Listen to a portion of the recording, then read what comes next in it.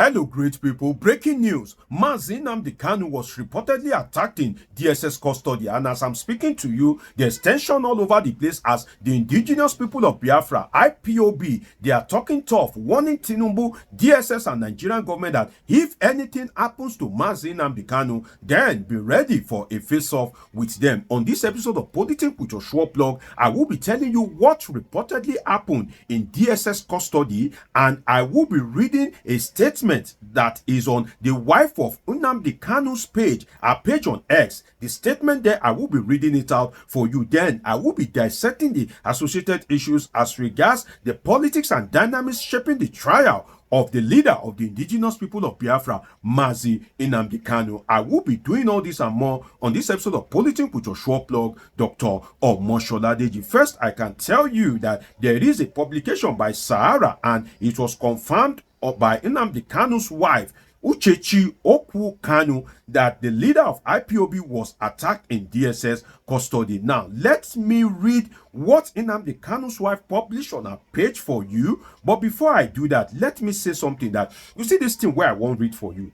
This particular thing that I want to read for you, if truly it happened, if it truly happened in DSS custody, it means that Kanu has sympathizers and network in the DSS, which is that he has people that are maybe sympathetic to his prosecution, or if you like, persecution in the DSS custody itself. Else, how would what happened in the DSS headquarters, how would it leak out to the public? How did it leak out to IPOB and Sahara reporters? It means that not all members of the DSS are against Kanu after all. It means that the DSS is apparently divided against himself, while some people are for the prosecution of the man. Maybe some people are sympathetic to its cause. Now, let me read something out for you as published by Nnamdi Kanu's wife on her page. It reads thus: information, disturbing news, information reaching IPOB leadership this night is that one of the new DSS agent assigned to MNK, that's Nnamdi Kanu, attacked him in the DSS headquarters with the intention to buy, I don't want to say it in full, buy Nnamdi Kanu. The situation led other DSS officers physically to drag their fellow officers out of Kanu's cell as he was seen kicking Nnamdi Kanu. It seems the DSS and those that don't want Kanu to be free are planning to assassinate him inside DSS headquarters under pretext of having misunderstanding with a DSS officer. The action of this DSS officer is unacceptable and made to face the consequence of this action, and the DSS must make sure that nothing happens to Kanu in their custody unless they are ready for another new confrontation with IPOB worldwide. What I just read to you was published on the X page of Nnamdi Kanu's wife, Uchechi Okwu Kanu.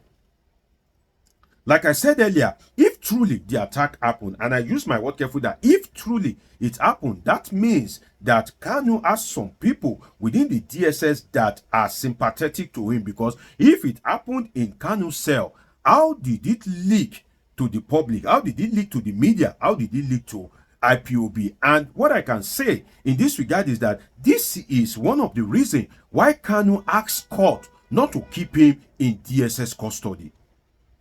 You will recall that Nnamdi Kanu begged the handler of his case then, Justice Binta Nyako, that please don't keep me in DSS custody. He has a case with DSS. He said that he doesn't feel convenient that the DSS that is prosecuting him is now the one that is also holding him in custody. And that's why Kanu was asking that where he should be sent to the Nigerian Correctional Service, popularly called prison, that if he is in the detention of the Nigerian Correctional Facility, he has hope that he will be given fair treatment because they are not the one that is prosecuting him. These are some of the reasons, because how do you explain that a DSS officer will now be kicking and molesting somebody in custody? That person is not in custody for you to be torturing him or her. And the reason why I'm saying this is that it is Kanu today. If that particular culture continues, it may be you tomorrow. You never can tell.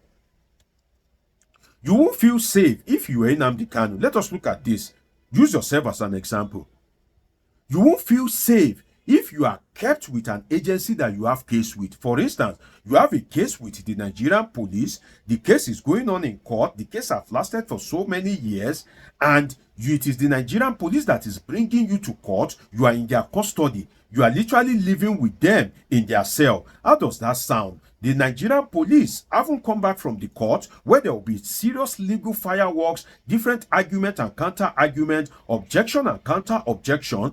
Then it is now the same police that you have case with that will now take you back into their custody. There definitely tempers would be fled, and that is why maybe the judiciary have to rethink the decision of keeping Nnamdi Kanu in the DSS custody. If they think that the prison is not safe enough, and if they think so, that is an indictment on the Nigerian government itself.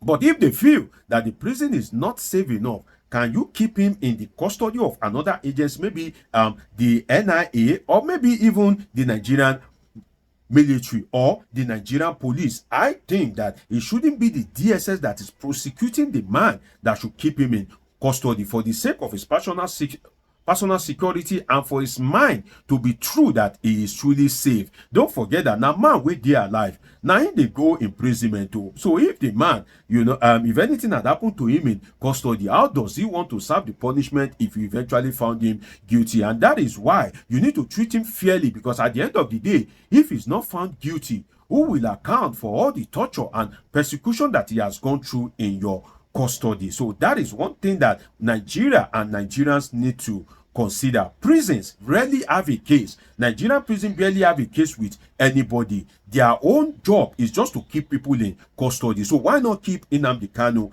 in the custody of the Nigerian correctional facility, just like every other Nigerians? And I must say that at this level, this case is taking to some kind of like political stroke ethnic dimension. But what I can say is that Kanu should be well treated.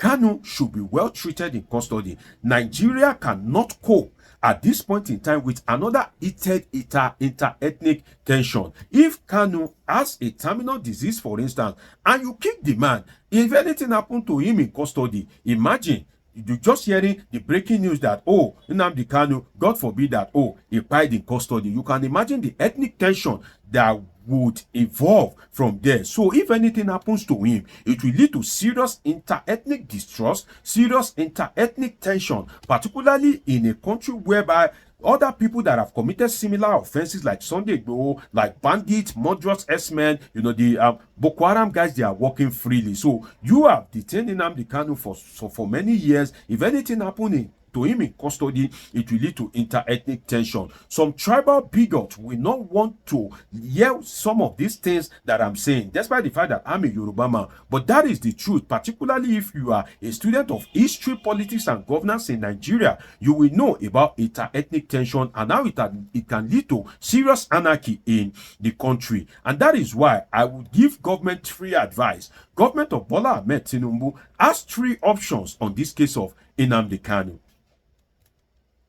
The government has three options. Number one is give him special treatment like arrested bandits and repentant Boko Haram. We are all Nigerians. We've seen pictures and images, and we've read in the media and listened to media report how arrested bandits and repentant Boko Haram, how some of them are being treated well in custody. Now, Nnamdi Kanu should not be an exception, because even if he had committed any crime, he has not committed crimes that are worse than that of the repentant Boko Haram. So give him special treatment as well. Give him good food. Let him have access to his medical doctor, and let him have access to his lawyer and family. Give him good treatment, just exactly the one that you are giving to bandit and repentant Boko Haram. The second option for the Tinubu presidency is to pardon him, just as you have pardoned people that are carrying drugs. Pardon Nnamdi Kanu as well, just as you have pardoned Miriam Sanda, that not even allegedly, because the Supreme Court affirmed it, that murdered her husband. Pardon Nnamdi Kanu as well. That is option 2. Now, what is option 3? If you don't want to do option 1, which is to give him special treatment or good treatment like other people, the bandit and repentant Boko Haram, if you don't want to take option 2, which is to pardon him, then take option 3, which is to speed up his trial. Speed up his trial as much as possible, just so that the man can know his fate and tensions can be doused within the Nigerian polity. Another thing that I must say, which is very important, is that Kanu himself should avoid being confrontational. Kanu should avoid being confrontational in DSS custody, because no matter how patient the DSS guys are, if you abuse them, if you insult them, it is not everybody that would have that patience. Definitely they will react. So I'm not saying that is the case because I wasn't there, but I'm just advising that Nnamdi Kanu himself should not be confrontational. It should not be abusive if that is the case, because if that is the case, definitely he will be having back and forth repeated altercation with some of these DSS guys. And the DSS agent that reportedly attacked Nnamdi Kanu, I want to advise the DSS now, free advice. They don't necessarily need to take the advice, but if they care about that particular officer and they don't want to finish his career, they should make sure that that officer that attacked Kanu allegedly should not follow him to court. Because if he does, Nnamdi Kanu go cast him in front of the people in court. And you know that the media will be there. Some of his family members will be there. They will take the picture of the guy. They will post it on social media. And the guy's face will be all over the place. He will have nowhere to hide. And based on the tension that this particular case has generated, if the identity of such a person leaks, then it will undermine the security of that DSS agent and that of his family. And that is why I'm advising the Nigerian government and the DSS that that particular agent, that specific agent, should never follow Nnamdi Kanu to court. Else, Kanu will call him out and he will have no face to hide. Another thing is that, if I may advise, is that the DSS guy should be transferred. In the sense that there are other offices close by, can the DSS be moved to another office or another section of the DSS, even if it is that particular office, in such a way that it won't have interaction with Mazi Nnamdi Kanu. But ultimately, Igbo leaders should arise for Kanu. I believe that they can get him released if they are truly serious and if they speak with one voice, just as the leaders of other ethnic groups have been speaking with one voice and fighting for their kinsmen. I just hope that the government will take a political solution in all of this so that the tension can be doused. It's been an interesting time with you on this episode of Politics with Joshua Plug. Subscribe, turn on your notification button, catch up with my past videos. See you in my next video. I love you all sincerely.